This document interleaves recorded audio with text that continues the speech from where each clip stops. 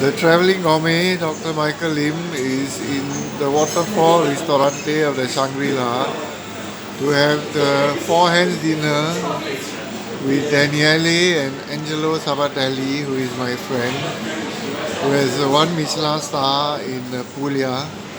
And this is one of his dishes. This is the ravioli with artichoke and masala wine reduction and foie gras as well.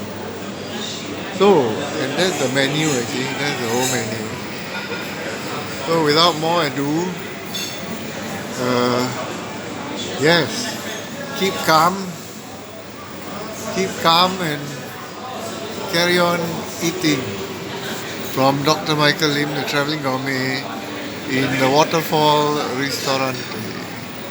Buon appetito.